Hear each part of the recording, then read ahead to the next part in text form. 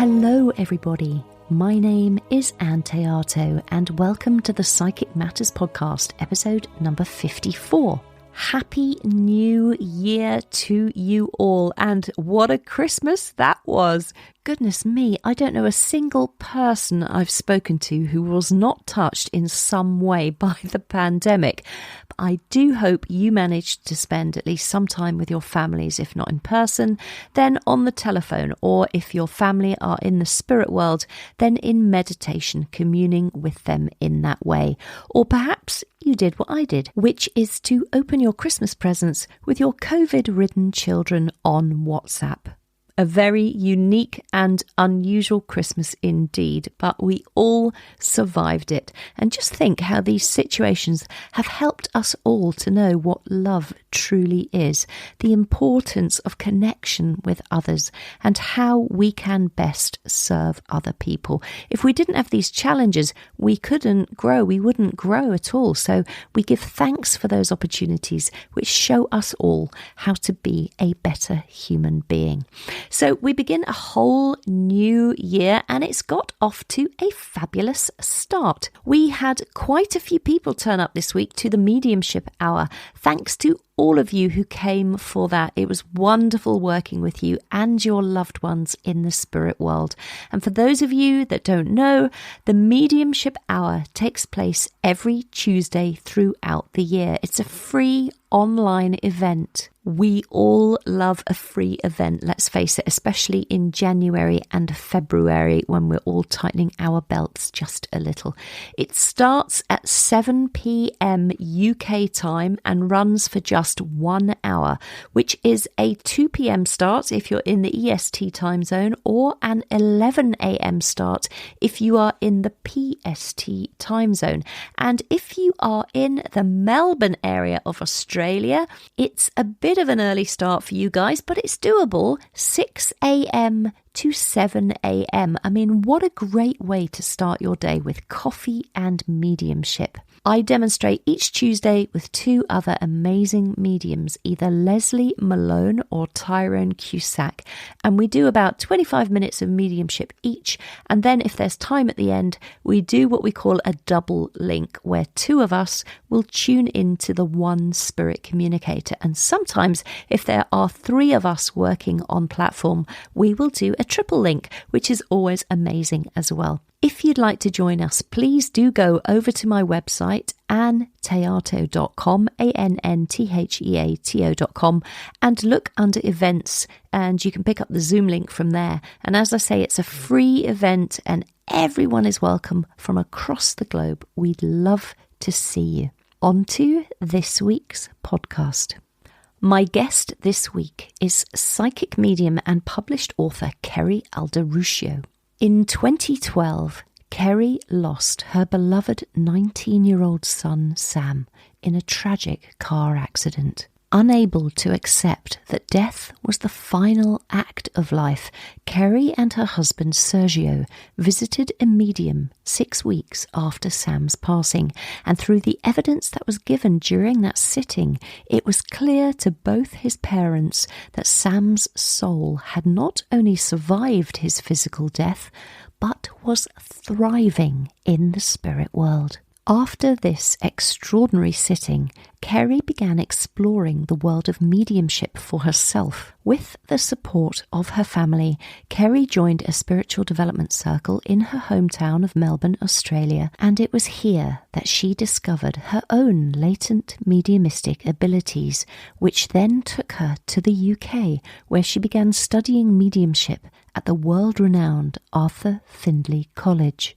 In this podcast episode, Kerry tells her story, questioning why mediumship is universally misunderstood and why its healing powers are often overlooked. She has written 2 incredible books. One is called A Mother's Journey, where she shares her experiences of the life, death and afterlife of her talented, charismatic son, Sam.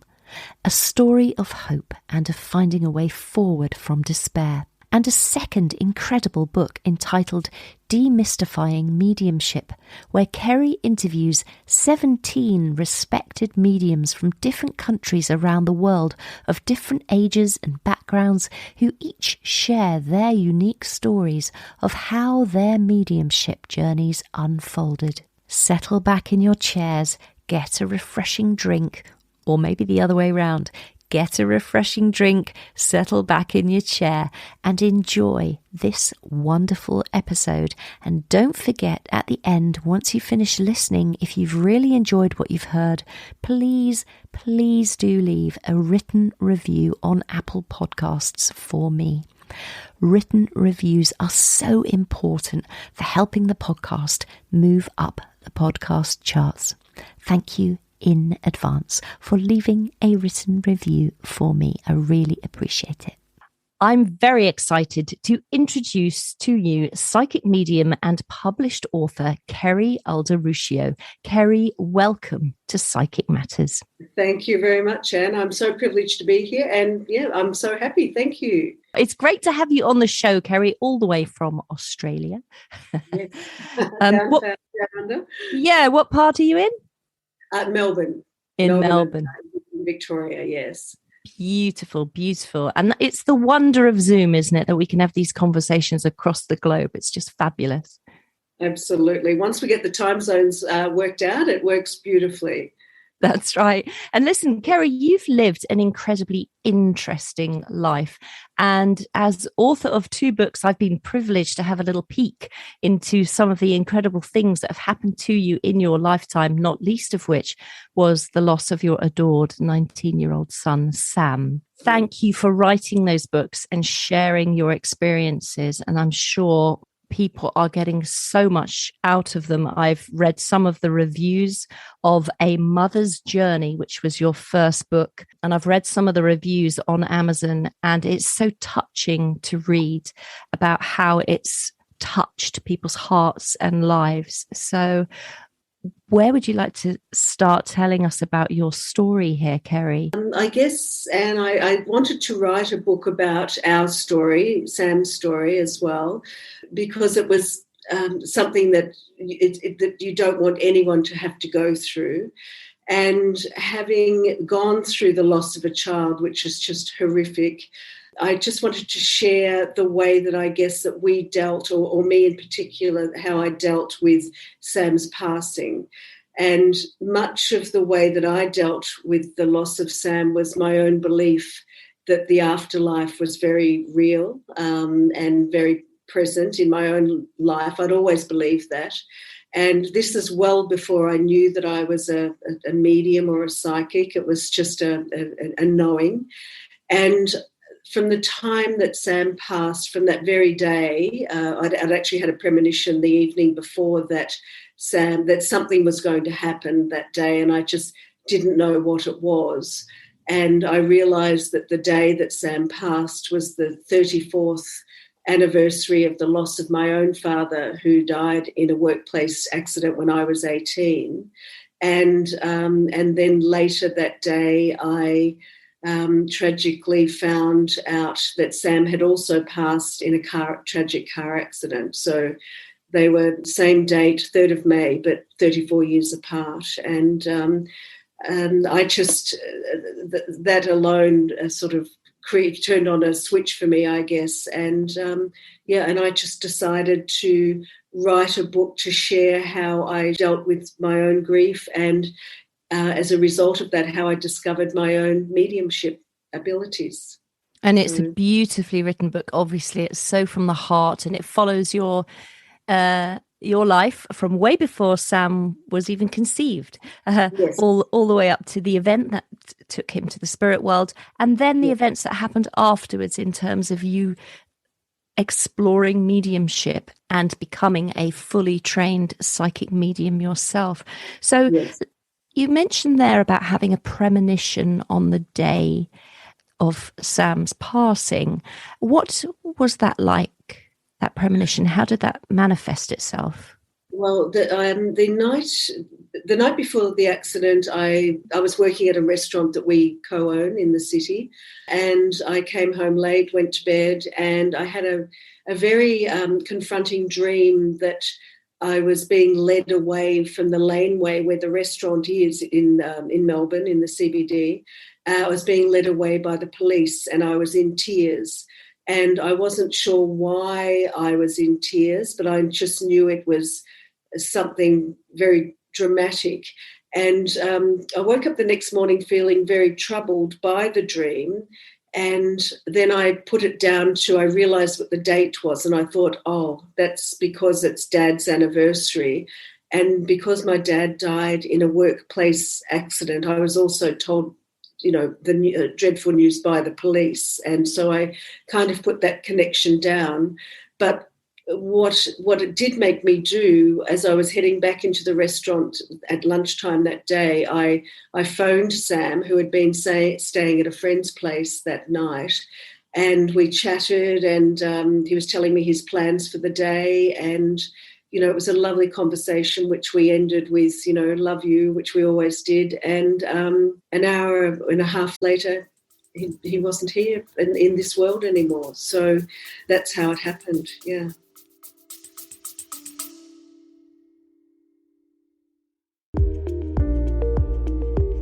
Eye-Opening Moments podcast are real-life stories of adversity, encounters, and perspectives. They are moments that can lift your spirits, give you some food for thought, or move you. For the introspective mind that likes to reflect, discover, and find solutions or meaning in a complex life, listen to Eye-Opening Moments podcasts. It's a most extraordinary story to have that premonition first, and then for those events to unfold in the way that they did. But how beautiful, I found that very beautiful that you and Sam managed to have this wonderful conversation before he passes to spirit. Yes, and it just felt like something I needed to, I need to ring him like right now. And what I know now about intuition and psychic abilities, etc., I just know that was my own soul telling me you need to contact him right now. Yeah, and I did. And so what happened then, Kerry? Are you able to tell us about the accident itself? Yes, I can. I went to work as normal. It was a dreadful, wet, cold, rainy day in May, which is obviously our winter. And my brother-in-law actually rang me later after the lunch service, so at about 2:30 or something, to say, just to ask me, is everything all right? And I'm like, yes. And what was weird, he was ringing from America, where he and his wife Nadine were on holidays, and Robert, my brother-in-law, said, look, the police have rung me because they're trying to get onto you guys. They'd been around to our house and they had left their car at our house, so they traced Robert through the registration number. And Rob said, look, here's a number, you better ring them, and hopefully everything's okay. And I rang the number, and then I was sort of sent around, passed on. And one of the policemen said, oh, have you heard something on the media about the accident or something? And I'm like, no. What? And he's like, oh. And then I finally was put on to someone who wouldn't give me any information at all, and they just wanted to know where they could find me, and they needed to see me in person. And I knew then that something terrible had happened, because, if it wasn't a passing, they would have just given me information. And sure enough, my husband Sergio, he had a call as well. He was brought to the laneway by a friend. Our daughter Carla was also brought to the laneway where the restaurant is by another friend, and the police arrived and took us upstairs and gave us the hideous news. Yeah, so it's it's something you just don't want any parent or anyone to go through. Yeah, it's I'm just listening to you tell that story. I can almost see those events unfolding in my mind's eye, and my heart constricts and I feel cold inside, because it's every parent, every person's nightmare, isn't it, for a series of events like this to unfold in their life? Absolutely. Yeah, it is. It is, truly. And the police were amazing, in what they did and how they did it. Yeah. So, hats off to them, really. Yeah, to hold you in that as gentle a space they could under those circumstances. Yeah. Okay. And so, as I understand it from your beautifully written book, Sam was in a car with two other young people, and all three of them passed at the same time through an impact. Correct. And so that must have been very, very difficult for all of those families. Did you all come together, all of those families, to help each other? We did. Yes, we did. And we didn't know one of the families, and we knew one, but not the other. And we did all come together. And for the first anniversary of the boys passing, we actually had a huge, when I say huge, a sort of a large picnic, private picnic for about 100 people just down the road from the site. And we all released a balloon and planted a new tree where the other one had been removed. Yeah. Yeah, that was a beautiful thing to do, and wonderful that the whole community has come together, because everybody was in shock, obviously. Yes. But everybody pulled together, came together and celebrated those three young people, which is a really beautiful thing. Yes, it was. And I know through doing that, it surprised a lot of people, the young ones, I think in particular, the way we all handled it, but it helped so many of them, because after that, then we all went to one of the hotels that and we all just celebrated their lives. And I know that not only helped all of us, but the young ones, because they realised that they could open up and talk to us as adults, because even though they were still only 18, 19-year-olds, and Carla's friends were, 2 years older than that, they were very much, adults that had to grow up very quickly. Yeah, of course. And Kerry, this terrible event that happens in your life, obviously you have to come to terms with your own grief, and that takes a lifetime, I think, to live alongside. How did you come to put it all in a book? How did you decide that I'm going to write a book? And how did your mediumship unfold through this situation? Because I understand from reading your book that mediumship wasn't part of your life, although you did feel a psychic leaning for a lot of your time. Yes.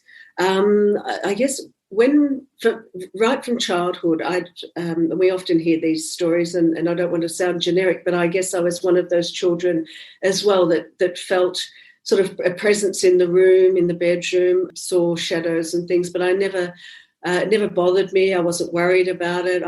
I felt people sit on the end of my bed, and I was never frightened. So, and I never mentioned it to my sister or my parents. And when Dad passed when I was 18 and he was only 48, I just knew that he still lived on, and the whole concept of going to the graveyard and so on, I hated going, because, and I would go, but it's like, well, Dad's actually not there. He's like right here with me. So I always had that understanding. And right from the time that Sam passed, even that very same day when we got home from the police station and our house started to fill up with people from friends and family and so on, I could still feel his very presence. I could just feel it. And that never went away. And but once again, I couldn't tell Sergio or my daughter Carla, because what would I actually say to them? Because I didn't know what was happening myself, but I knew it was a good thing. And one of the strange things that was happening was whenever Sam's friends were coming over to visit, we had a big old Victorian house with about 7 lights in the kitchen dining area. And whenever his mates were coming over to visit us just after his passing, they'd always text, to say, is it okay? And we're like, yes, absolutely. And I'd put those lights on at dusk because it was still winter, obviously. And 2 or 3 of the light globes would blow every single time that Sam's mates were coming, but only in that area. And over a course of about 4 or 5 months, we went through about 40 light globes in that area every time Sam's mates would come. So for me, I was just not knowing what was happening, but I just knew it was all some sort of a communication with Sam. Serge wanted to get a electrician in. I'm like, that's fine, but it's not related to, anyway, I just kind of, and then he kind of came to accept it as well. So then I ended up Googling a name of a person. I had no idea what I was even looking for. And I wanted to talk to other people who maybe knew what was happening for me. And the lady's name came up as Tony Riley. And strangely enough, Tony's been here this afternoon for lunch. She's down from Queensland. So I've caught up with her today and we've had a terrific day. And I ended up signing up for a 6-week course, at a circle. I didn't even know what it was or what they were going to do, but I paid 6 weeks in advance and off I went. And I found myself with a group of beautiful women, all strangers, who I then learnt to tap into my own psychic abilities. I saw tarot cards for the first time, used a pendulum for the first time. But the amazing thing was that all of these things worked for me. I could read tarot cards, I could use a pendulum, I could do all of those things. And I remember after about I'd been there about 6 months, and I said to Tony, you're a medium, because I knew there was a difference, but I wasn't really sure. And she said I said, how did you find out about mediumship? And she said, Arthur Findlay College. And I said, where's that? And she said, England. And I just knew that I was going to go there as well. But just backing up from that, 6 weeks after Sam's passing, I decided to go and see a medium because my sister-in-law had been to see one. And I had no idea what they actually did or what would transpire. And I wanted to have my own medium. I didn't want to go to where she'd gone. Something just told me intuitively to go to someone new, someone unknown. And I made an appointment, found a lady, on Google. And my husband, Sergio, was a bit skeptical. And he said, can I come with you? I said, absolutely. And the medium just knew my first name as Kerry. And I just rang her back, said, look, my husband come. No names were mentioned. And off we went. And before we went to the mediumship reading, we'd been to a grief counselling session that morning that the Traffic Accident Commission here have, which the lady was beautiful, but I absolutely hated the session because it was just all about moving on with your life and dealing with grief, but there was no mention of the spirit world or afterlife or the fact that they live on. And I just found that so horrendous. And I just sobbed through the whole thing and I couldn't wait to leave. And when we got to the medium, I'd already spoken to Sam that morning, as I do every day. And I explained to him, Dad and I are off to see a medium, have no idea what she's going to do. But I said, can you please be there and communicate with us? And I remember even giving him her physical address, such and such a number, this street, this suburb.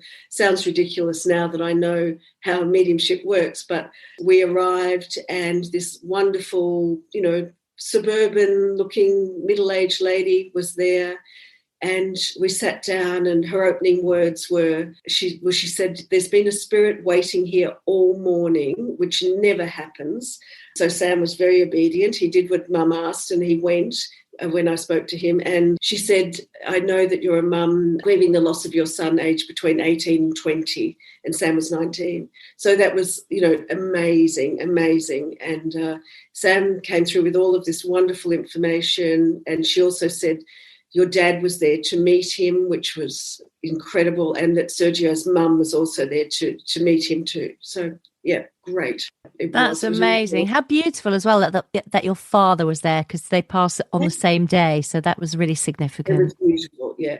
But the important thing was too, Anne, after we left the reading, and Sergio was blown away, and I said to him, if I came home and told you, all of these things, what would you think? And he said, well, I think I'd probably have you certified, because he thought it was madness for me to tell him that. But he said, I can't deny what I've just experienced myself.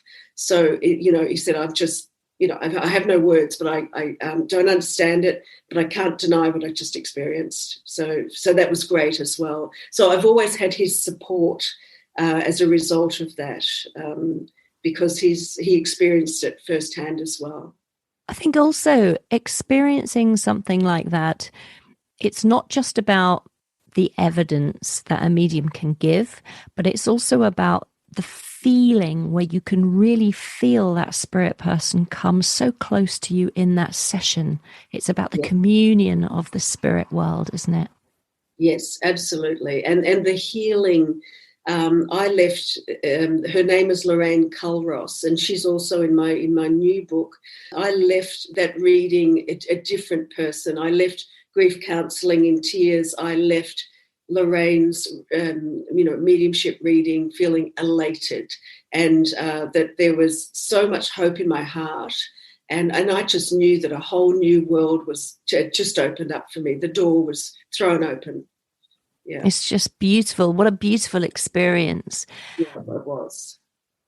And so what happened then, Kerry? So you've gone to see this beautiful medium. You've had this wonderful experience, you and Sergio. What happens next? Well, I continued with my circle, and typical of me, I also immediately went home, Googled Arthur Findlay College, promptly made a booking for as early as I could in the year. But I found dates that actually fell between Sergio's birthday on the 14th of February and Sam's birthday, which is the 13th of March. So I found 2 courses back to back that fell in line there, and also allowed me enough time to have a bit of a holiday in the UK, catching up with friends, and also catching up with friends in Dubai. And I'd mentioned to an old friend of mine from kindergarten and primary school that I was, I noticed on Facebook that she was studying mediumship, and I thought, wow, that's pretty amazing. And we had lost contact since we were 12. And she contacted me and said, would you like company at the college? When I told her, and I said, why not? And I remember then telling Serge and Carla, look, I've booked into the college. I'm off to England. And they were like, oh, hope Mum's, not losing the plot. And I said, no, it's fine. I'm going with my friend Sandra. And they're like, who's Sandra? And I said, look, I went to primary and kindergarten with her. And they're like, oh, no. Because we literally had not seen one another since we were 12. And at that point I was 55. So, but we both went. It was meant to be. We had a fantastic time. And we were both in the right classes with the right tutors. It was absolutely incredible. Yeah. And it was there that I was actually put to the test and discovered that, yes, I did have mediumistic abilities as well as the psychic ones, which I knew that I had. Yeah. It was a game changer. Yeah, that's amazing. And didn't you get a reading from somebody while you were there as well? Janet Parker gave me a beautiful, beautiful reading, and Brendan Lawrence gave me a beautiful healing one evening as well. But Sam also, yes, he definitely came through in the reading, and it was just beautiful. And then my second week there, I had a beautiful reading with Colin Bates as well, and Sam and Dad and my grandparents and everyone came through at that one. And I was with a wonderful medium, Thelma Francis, a Scottish woman, and that was the first time I'd ever stood up to do demonstrating. And she was looking for a volunteer, and I certainly wasn't going to volunteer because I'd barely seen it done, and I just found my hand just shot up in the air, sort of hung there, and I didn't do it. But I'm like, oh, no. And she's like, wonderful, come on up. And I went up because I had no choice. And she's like, have you done much of this? And I'm like, I've never done this before in my life. I've barely seen it done. And she said, oh, this will be interesting, in her lovely Scottish accent. But it was incredible. I could just do the reading, and I brought through a child. It was incredible. Yeah. And I've never looked back, really. That's so beautiful. So you went and you did this wonderful course at the Arthur Findlay College. You had all these incredible experiences where I know you sat in class and Sam came through a few times with different messages from different people. That we always have exercises when we go to the Arthur Findlay College where we work in pairs and there's a medium and a recipient and Yes. we practice. And I know Sam came through several times because you say in your book. Sam was incredibly enthusiastic about the whole thing. Amazing. Yeah. And so in other ways, since then, and since his passing, there have been other ways that he has made his presence felt, not just by the 40 light bulbs that have blown, but other ways. Tell us about those other ways that Sam has made his presence known to you. Yes. Now, I don't want to sound sort of whimsical or generic, but we often hear about feathers. But with Sam, he has been prolific with feathers. But the importance of when the feathers come, it's always on an occasion, a birthday, an anniversary, or somewhere where we just don't have anything that's feather down or whatever. And it'll be in an enclosed room. For example, when I first landed in London and Sandra and I were staying in a lovely hotel in Paddington, and I sat my leather bag down, black leather bag, on the white doona, and I just sat it there and was watching it, and 6 inches above the bag, this little feather just manifested and started floating down, and I couldn't say anything because I was so shocked, and Sandra happened to turn around at that very minute and watching it drop, and I won't say what she said, but it was a 4-letter word, and it landed on my bag, and I was holding it, so I had something tangible. And this is winter time in London, all the windows are shut, we'd just arrived there. My watch had also stopped on the plane going over, like he's great at, I don't even wear watches anymore because they just don't work. And ever since then, there's just this prolific supply of feathers, which is just amazing. There'd be, at Arthur Findlay, that particular stay, I'd get dressed each morning in something new. My clothes were in the wardrobe, and there'd be a feather stuck on a sleeve or the front of me or an arm or something, just each day. It was amazing. Yeah. And that's continued now. They'll just be wherever and, yeah, on special occasions. It's beautiful. That's so beautiful. And I notice in your logo on your website, you have 2 feathers in your name. So that's really beautiful. I loved that. Yeah, I do. Yeah, it's quite symbolic, I think, of Sam and for a lot of people, but certainly for us. And Sergio now gets them as well, and he now recognises them for what they are. They might be on his desk or by his desk, but even not his desk at home, his desk at his office, like just incredible places. Yeah. Amazing. And talk to me about Carla, your beautiful daughter and Sam's sister. What about Carla? Has she sensed Sam since he's passed? Does she have any feeling that he's around her as well? It's an interesting question. Carla, I think the jury is out to a degree about mediumship because it's all just a little bit full on, I guess, or too left of field, or it's something, because she's never grown up with it. This is something that mum adopted, at 55. So Carla was 20, almost 21 when Sam passed. So she did say to me one evening that she was really disappointed that Sam didn't send her feathers as well, because she was aware of me getting them and Serge getting them. And I said to her, well, darling, you don't like birds. And I don't know why she doesn't like birds, but she just doesn't. She's a real animal lover, but she's got this fear of birds. And I said, so if you got feathers everywhere, you'd hate it because you don't. And she said, that's true. And then she opened up to me and she said that she was given these little elephants, tiny little elephants, about 2 inches tall, very heavy, and quite abstract shape. When Sam passed, a very dear friend, Sue Renkin, gave those to Carla.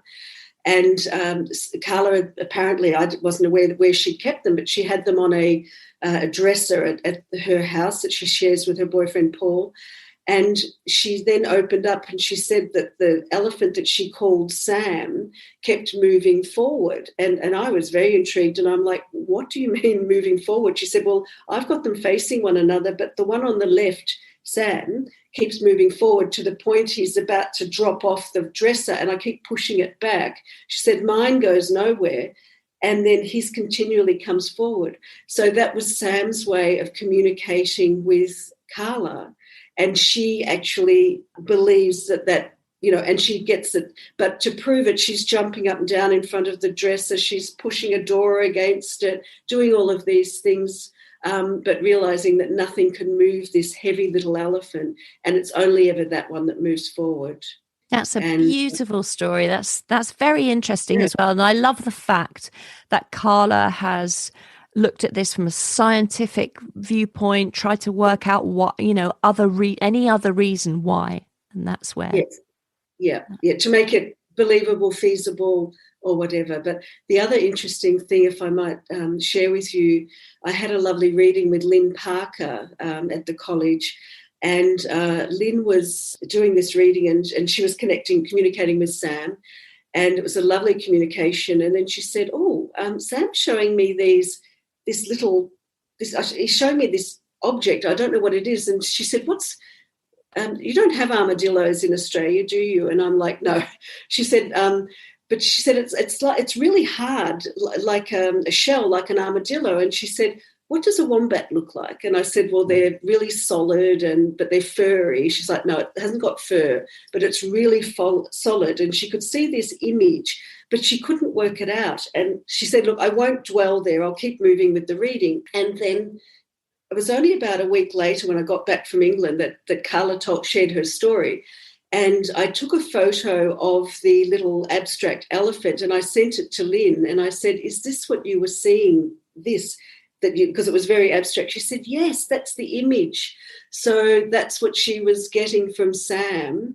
And that was Sam trying to get to me, like that's what I'm doing for Carla. But it all came together about a week later. Oh, that's beautiful. That's such a great story. That's really lovely. Lynn was rapt as well because she could not make out what this thing was. And great for her to then learn it was actually the abstract elephant. Yeah, that's fantastic, because sometimes as mediums we do get this information and the recipient can't take it or don't understand it, and it is great to have that validated. Absolutely. Yes, it is. Yeah. And Sam has come to you in the dream state. Tell me about that. Yes, a number of times. The first dream was we were just having dinner and it was all very normal, and the four of us were around the table and it just felt so natural that Sam was there. But the incredible thing was Sam was wearing a T-shirt and it had the infinity symbol on it, the forever symbol. And then the dream sort of finished. After not long, there wasn't a lot of talking or anything. It was just very much, I believe, him coming through to show his presence with the infinity symbol of I'm here forever. I haven't gone anywhere. And that really showed me the next morning when I woke up. It was a true memory because, and I can still remember it so clearly today, whereas with dreams, they can be so fantastic, but you can't actually remember what happened or explain them to anyone. But that particular dream I can. And there's been others as well where he'll just appear and he's just a part, wanting to show he's a part of our life very much, which is beautiful. Yeah, that's beautiful. It is. And when our loved ones come to us in a dream state, I think those dreams can linger with us for a very long time because they move you so much. They do, yeah. And I believe they are actual then memories, and that's why we remember them differently. Yeah. And so you've put all of this experience that you've had, it's a beautiful tribute to Sam, your book. It's a beautiful tribute to you as a mother, not just to Sam, but to Carla, and as a wife to Sergio, and as a member of your community. Everybody's in here in this book. It's called A Mother's Journey, a story of everlasting love and evidence of life after death. Where can people buy this book, Kerry? That book is available on my website, which is www.kerry, which is Kerry, Alderuccio, ERUCCIO.com. It's also, A Mother's Journey is also available on Amazon. It's widely available in independent bookstores all over America. It's also with W.H. Smith in the UK? Yep. Yes, okay. That's and right. Waterstones and Blackwell's. It's also with Walmart in America, Barnes and Noble. But the best website in America to go for the independent bookstores is indiebound.org. Or also in the UK, you can buy it at Arthur Findlay College as well as at the other places that I mentioned. Yeah. Gosh, I didn't think you'd ever have your book on the shelf at the Arthur Findlay College. Yeah, it's that I've sold a lot of books there. Yeah, which is wonderful, and I'm so grateful that they allowed me to do that. Yeah. Yeah, that's beautiful. All of the links that you've just mentioned will be in the transcript of this podcast, and I will put them under a separate section on the show notes on my website, so people can go there and pick up all the information, and they will be led to your books where they are for sale. But your book, A Mother's Journey, Kerry, is just such a beautiful story to help people with their own personal grief. Do you want to just say a little bit about it and how you feel it might help those who read it? Yes, it was very much written as a book of hope, because after Sam passed, I tried to buy books that actually gave me hope, but I couldn't find anything. They just didn't seem to exist. Everything was about dealing with grief and the fact that they've gone and move on, and that wasn't in my belief structure at all.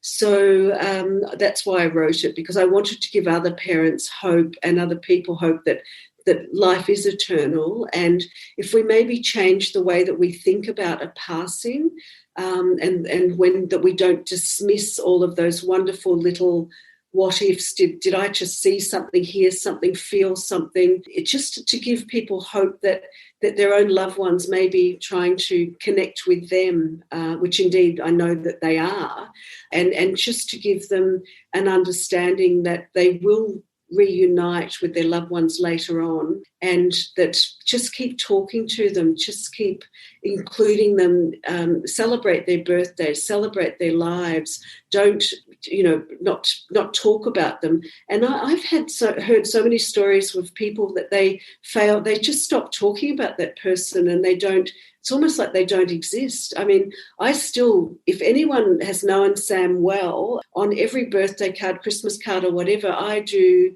love, Kerry, Sergio, Carla and Sam too, because he's a part of our family and always will be. If they've never met him, I don't do that because that would be a little strange.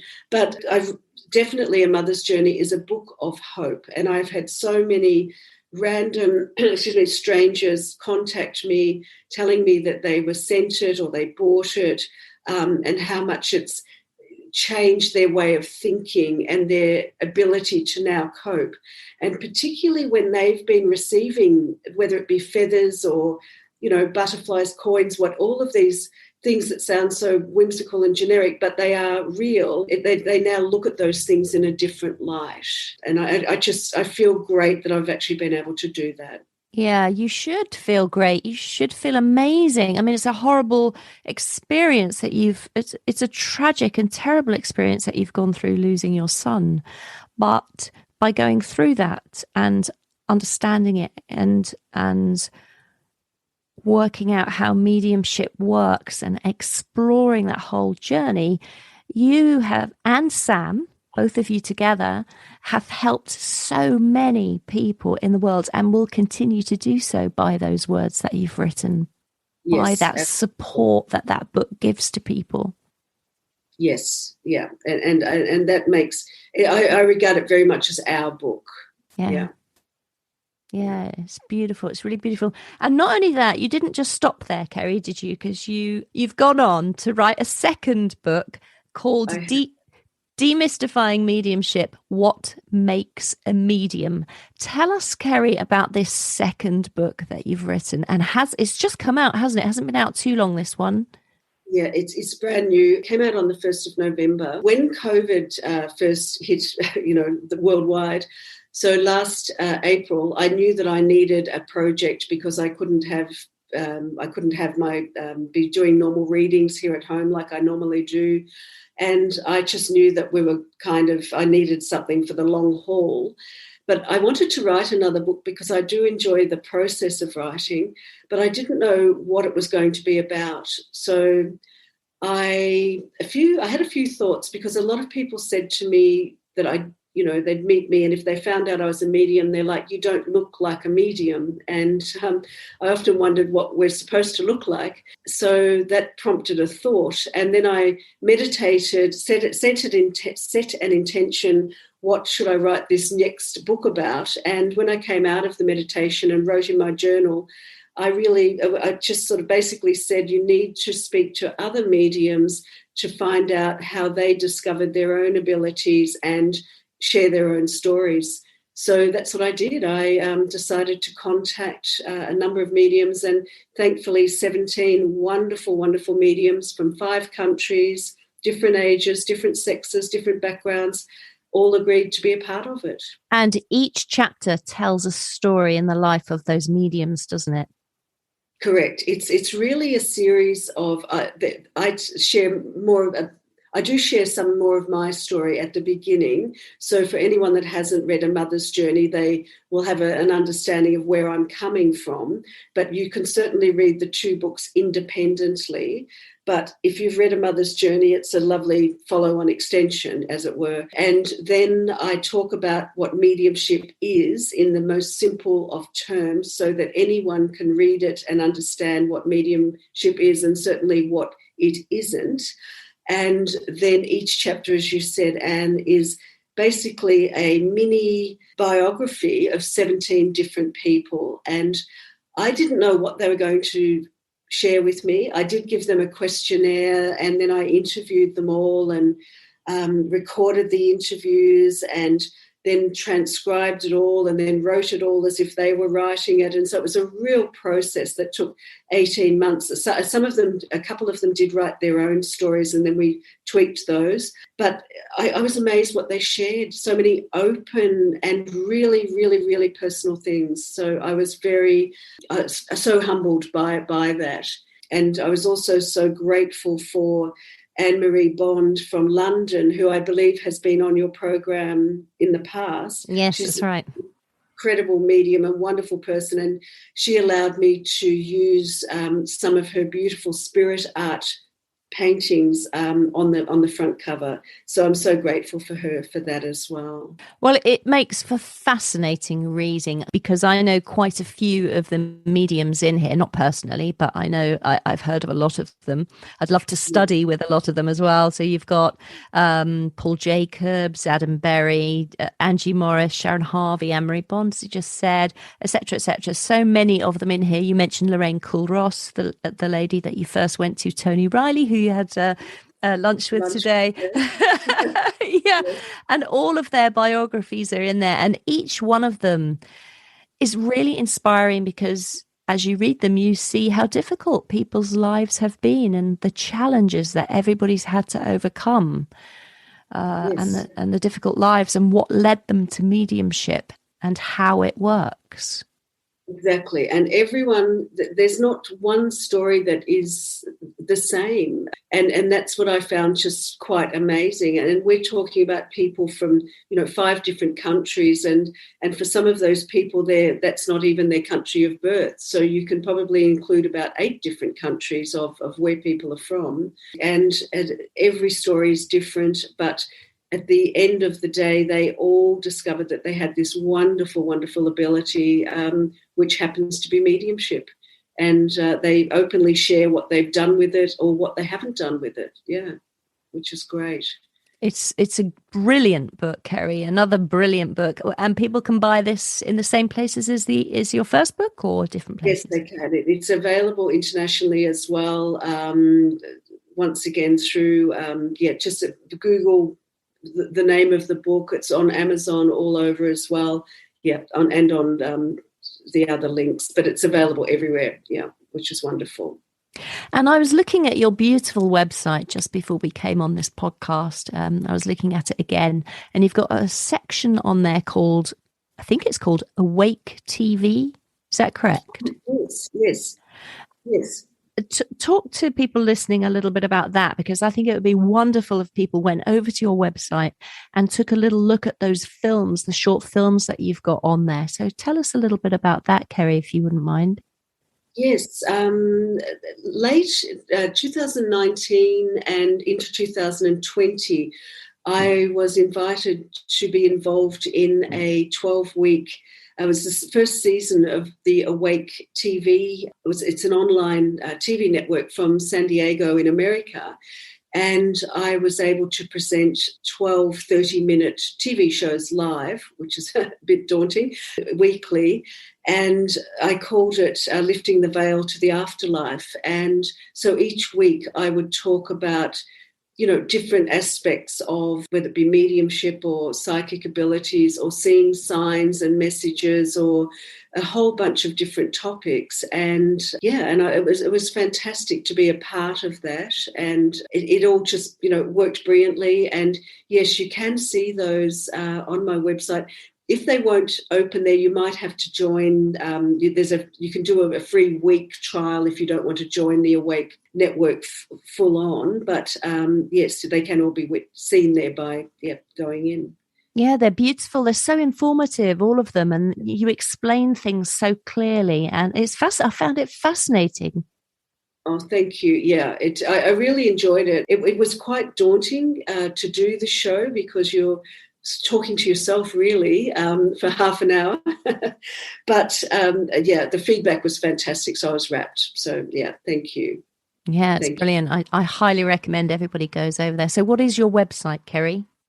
It's www.kerry, Kerry, Alderuccio, which is ALDERUCCIO.com. Thanks, Kerry. So tell us, before we finish up, there's a couple of things I'm sure people who listen to this podcast who are new to mediumship might like to know. And it's often a question I still consider, even though I'm also working as a professional psychic medium. And that is, where do we go when we pass to the spirit world? And what do we do when we're there?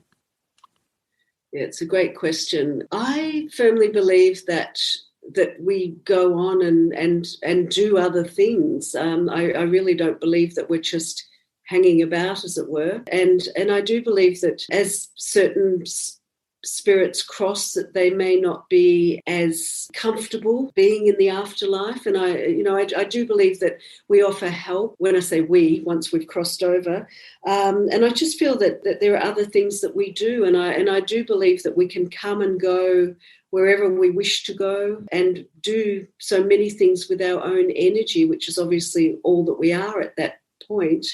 But I think that they do tend to try and continue to teach us from that side. And I just believe that that's a role that I guess mediums will have, but people in general just wanting to help. I have a visual of what it looks like, and it's a visual of so many combined beautiful scenes, everything from water to waterfalls to, once again, it sounds a bit whimsical, but, it's a massive everything, rainbows and, whatever you care to imagine. And I think anything at all is possible there. But, who knows until I actually get there.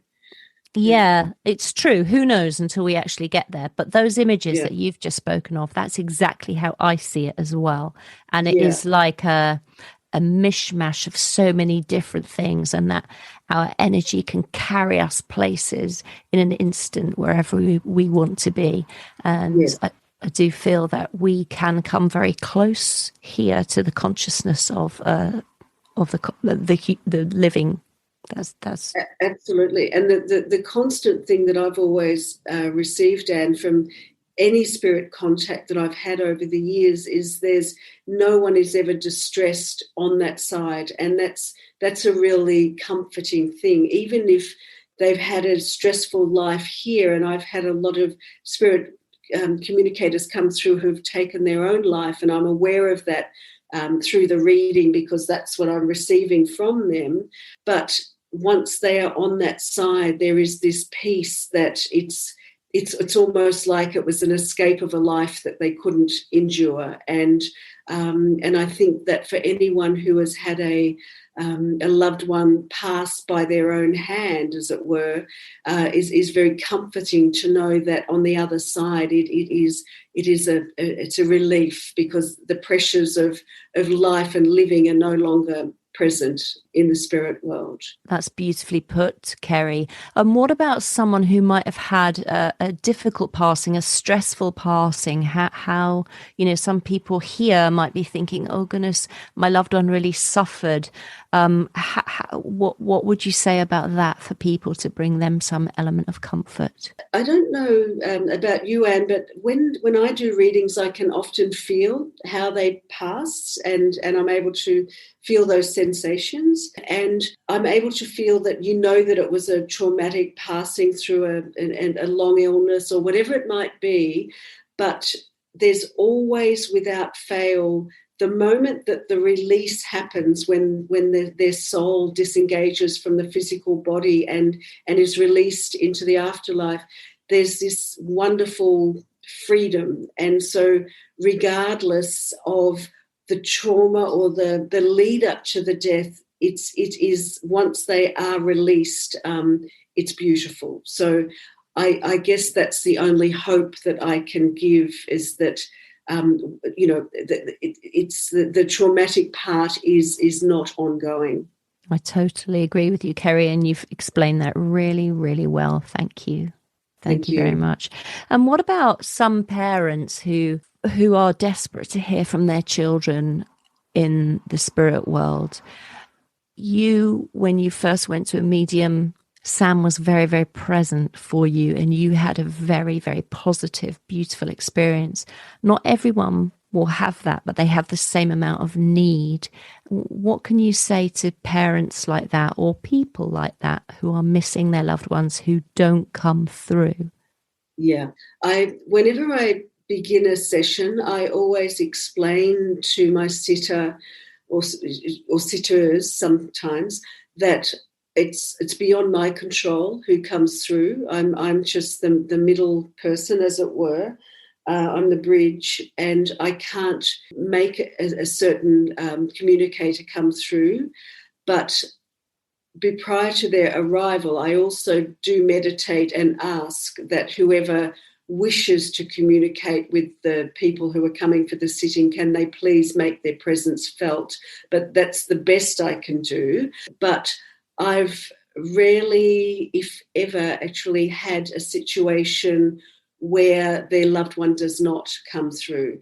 They may not be the first one to come through, but they might come second or third, or sometimes when I just know that they're waiting on someone else, I just know it in the person's, because obviously you don't ask anything, so you don't know who they're expecting.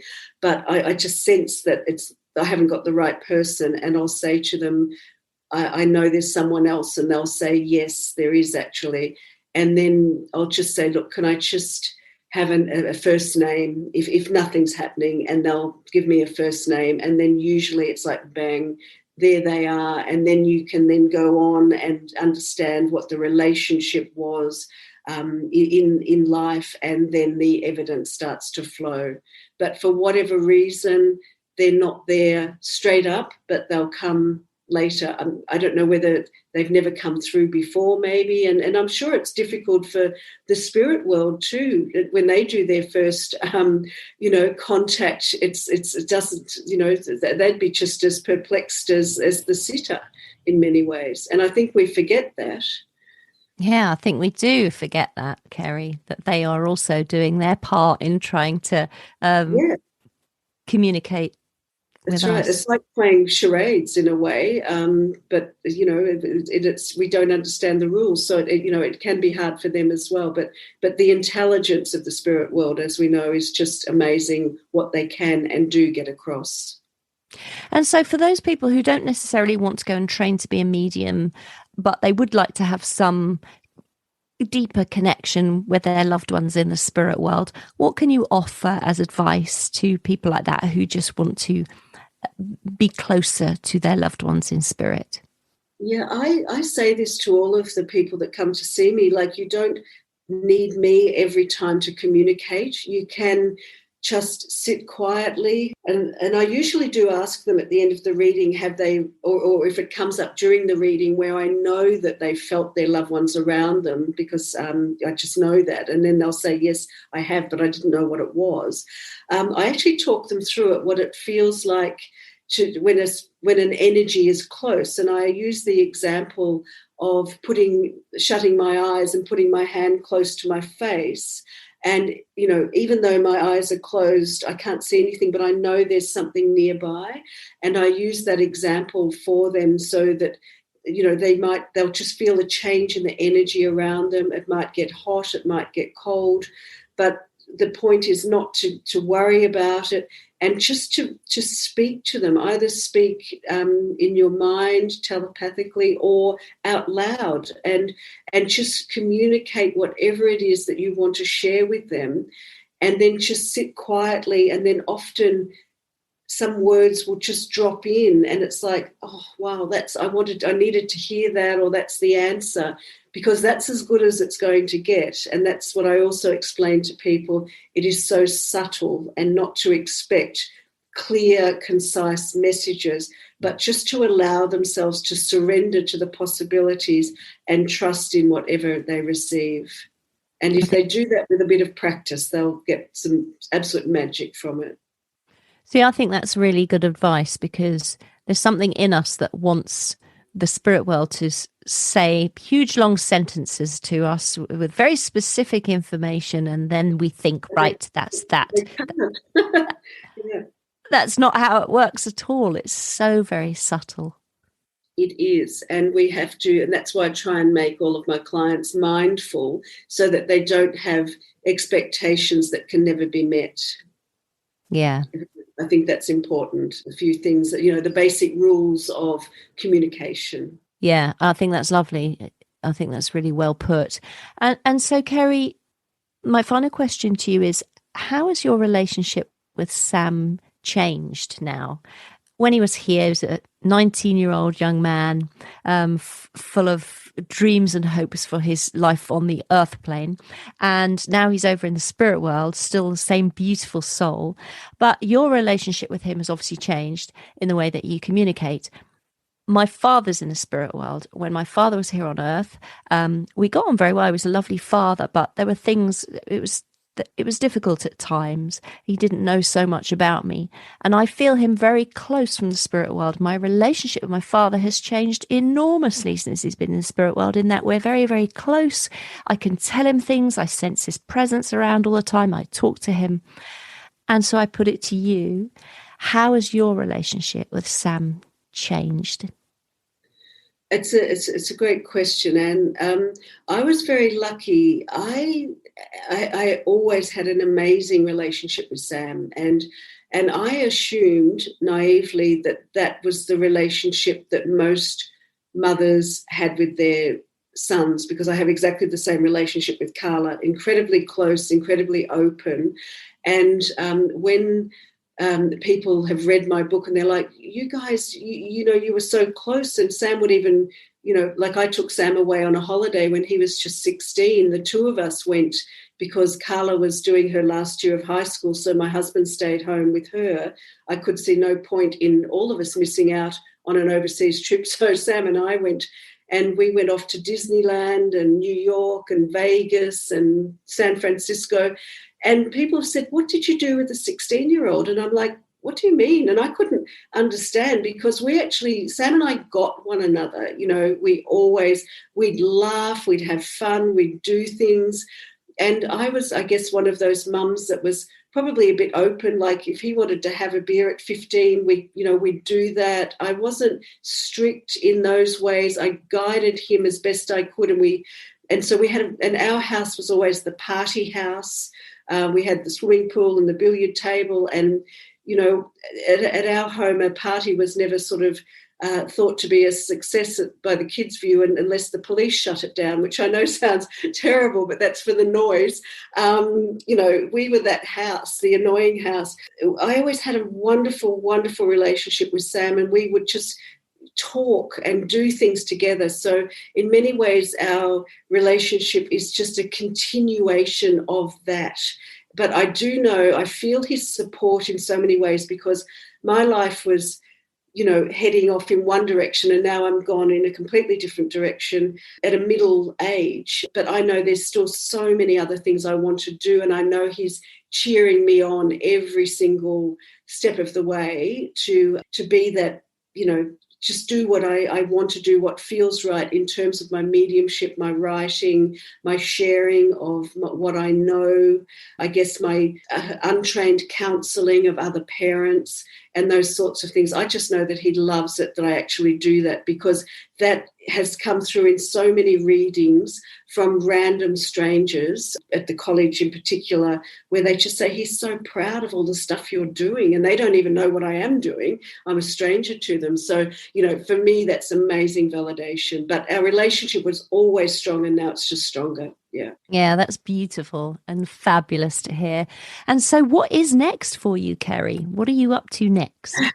Well, I've sort of put myself in a corner that I will be writing a new book, because I applied to go on a writer's retreat this July in France, which is wonderful. And I was accepted to go on that retreat. So I need to have a decent-sized manuscript ready by April. But what that will be, I don't know. So I'm going to meditate, and I will put it out there. What do I need to write about? But I think this time I'll write something that's not mediumship related. I'd like to write, I don't know what I want to write, but it could just be a fictional novel. I don't know. But I just feel that, I'm 62 now, but I just think age is inconsequential. Just keep traveling, writing, doing whatever. So, yeah, I've lots of exciting things. I'm due back at Arthur Findlay College in June. I'm hoping that it's open. So I'll do that and then head off to France in July. And I'll be away from Australia for 9 weeks on this trip, and just holidaying and seeing people and loving life in the middle. Yeah. Gosh, it's 9 weeks away from your husband. What will he say about that? Well, no, he's going on a cycling trip in Italy for a few weeks, and then we'll catch up at the end of that. We'll have 2 weeks in Italy as well. And then he'll come home, and then I'll go to France. So fabulous. Yes. I have to say, I think time away from a partnership is very, very, very healthy. Yeah. We have a very, very strong marriage. We've been married for over 31 years. I've actually known him for 50 years this next month. And we do a lot of things independently because it works. I'm not a cyclist. He is. So he rides overseas every year.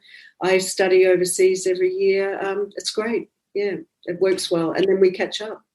Yeah, you spoke about that at the beginning of your book, A Mother's Journey, and you talked about how you were members of the Harley Davidson group. Yes, HOG. HOG, yes. When we were in our late 20s, before we got married, we were riding Sergio's Harley Davidson. I was on the back, obviously. And this was something where I got a little psychic warning. I had a bag strapped across my body, and you sort of get into a bit of a trance on the motorbike, but the strap of the bag broke, and I managed to catch it before it fell. And I said to Serge, I nearly lost my bag. And he's sort of listening to me. And so it brought him back into the real world. And 5 seconds later, we see a car ahead of us turning, and then he panicked and stopped in the middle of the road. And Serge just managed to get the motorbike around the back of the car. That was a farm ute, actually. But our left legs didn't make it, and they both went snap, snap on the way past. And we both had really bad leg injuries. I had a compound fracture of the femur, so my bone was through my jeans. Serge had a broken hip, broken lower leg, and I was choppered away in a police ambulance and so on. So we've both had 8 operations between us, and my leg was all plated, and Sergio then got gangrene on his leg. And anyway, a long story, but we're fine now. We get around. We've got great scars, great party stories. But so we survived it. But I honestly believe the breaking of that bag was a warning from my guides or whoever. You need to be present here. Something's going to happen. And sure enough, it did. Yeah. Yeah, goodness. And you explain that in the book. That whole story is in the book. And I found that really fascinating because you had to go through so much, both of you, to recover from those injuries. It was extraordinary. Years of surgery and so. You said that you were under the Harley Davidson protecting the paintwork as you skid along the bitumen. I did. Yeah, what a woman. Yes, I was. Yeah, we were both so lucky to survive that. Yeah. And then, unfortunately, I had a big plate in my leg on my, it was quite long on my femur, which had to come off after 2 years. And when they removed it, I was fine, but then I stepped off the veranda and it spiral fractured right up the middle, and I was about 3.5 or 4.5 months pregnant with Sam at the time. Luckily, my leg didn't collapse. It stayed together, but I then had to be on crutches for the rest of the pregnancy. So I gave birth on crutches as well. So, not recommended. It's incredible that your stories and the things that you've been through, those life challenges, and all of it feeds into you being an incredibly nurturing, understanding, healing person, and that feeds into your work. Yes. Yeah, you have to have that sensitivity to do this level of work. And at the end of the day, we are dealing with emotions, and we are dealing with grief, and we are dealing with, people come to us as mediums at the worst time of their lives, or, trying to, move on with their lives. So we have to be very, very considerate and mindful of the needs of people. And that's why I wanted to also write a book about demystifying mediumship, to talk about the healing aspects of mediumship, because I personally am horrified about the witchy woo rubbish that often goes on, and I honestly can't stand it, and it's not what real mediumship is all about. There's no healing aspect to that way of behaving in my mind. I might be a bit old-fashioned, but I just don't see it. I totally agree with you. I just want to say, Kerry, thank you so much to you, and thank you to Sam, who's so present with us through this interview, and so present through your words and through the pages of both books that you've written. Thank you to him for his evidence from the spirit world that enabled you to write about these topics and explore these topics for the benefit of many, many people.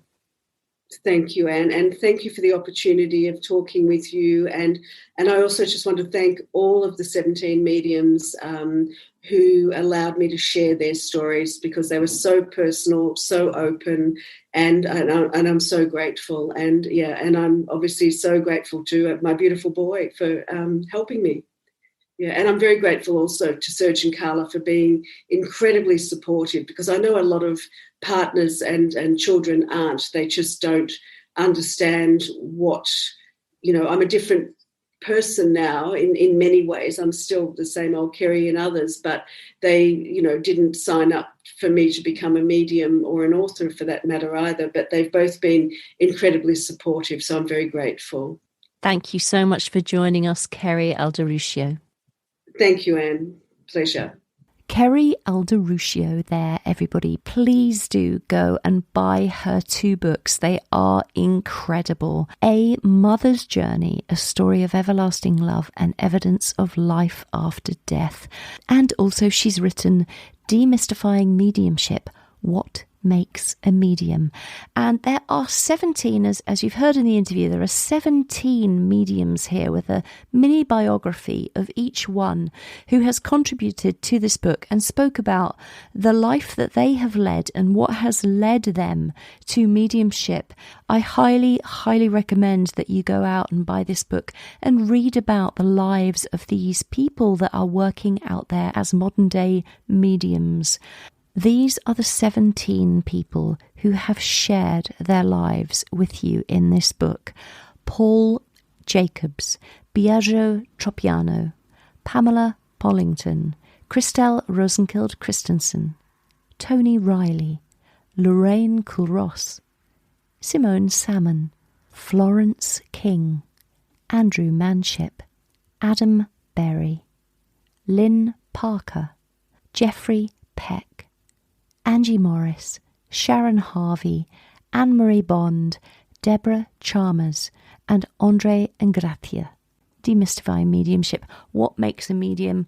The show notes are available for this podcast episode over on my website. You can go over there, you can pick up the links, the URLs for all of the places where you can buy these books that Kerry has written, and you can pick up the link to her website as well. I highly recommend you go over there, have a look at her Awake TV videos, absolutely brilliant. Thank you so much for joining me this week on Psychic Matters. It's been wonderful talking to Kerry. It's been fabulous having you all as listeners. Don't forget to leave, if you possibly can, a written review for this podcast on Apple Podcasts. That would be hugely, hugely appreciated and would help move the podcast up the podcast charts. I wish you a wonderful couple of weeks. My name is Anne Teato, and thank you for listening to Psychic Matters.